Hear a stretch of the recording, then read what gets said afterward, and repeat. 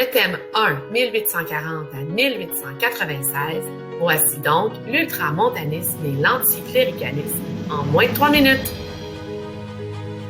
Mais qu'est-ce que l'ultramontanisme? Divisons le mot en deux. Débutons avec ultra. Rappelez-vous, en classe, je vous ai parlé des ultras au soccer. Vous savez, ces genres de fans finis qui sont prêts à tout pour voir leur équipe gagner. Alors, ultra, c'est beaucoup. Montanisme, pensez à montagne. Pour comprendre l'ultramontanisme, visualise l'Église comme sur le dessus d'une montagne et elle contrôle tout ce qui est plus bas qu'elle.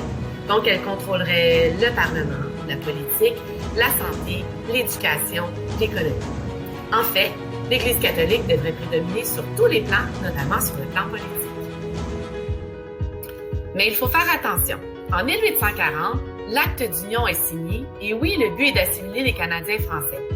Plusieurs catholiques sont en accord avec l'ultramontanisme, mais plusieurs autres, qui sont catholiques et qui vont à l'église tous les dimanches, trouvent que c'est un peu trop de pouvoir pour l'église.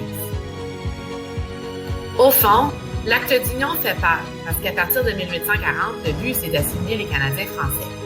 Va débuter alors ce qu'on appelle le nationalisme de survivance. Je veux m'attacher à quelque chose pour ne pas perdre ma langue ou ma culture. Et ce quelque chose, ce sera l'Église catholique. Mais comme je vous ai dit tantôt, c'est pas tout le monde qui est en accord avec l'ultramontanisme. Alors, que feront ceux qui dénoncent l'ultramontanisme? L'idéologie opposée à l'ultramontanisme, c'est l'anticléricalisme. Anti pour contre et cléricalisme pour clergé ou église. En fait, les anticléricaux ne sont pas contre l'Église catholique.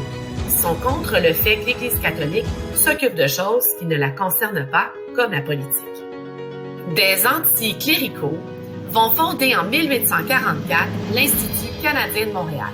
Il s'agit de Louis Racine et Antoine Gérin-Lajoie. À l'Institut canadien de Montréal, des intellectuels francophones et catholiques se rencontrent pour dénoncer les agissements de l'Église et écrivent dans le journal L'Avenir.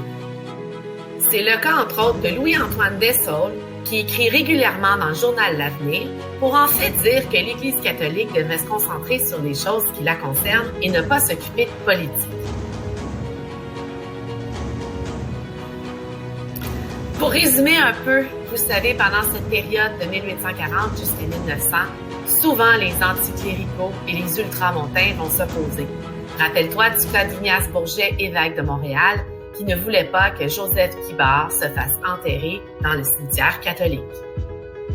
Voilà, c'est tout. C'était l'ultramontanisme et l'anticléricalisme en moins de 3 minutes.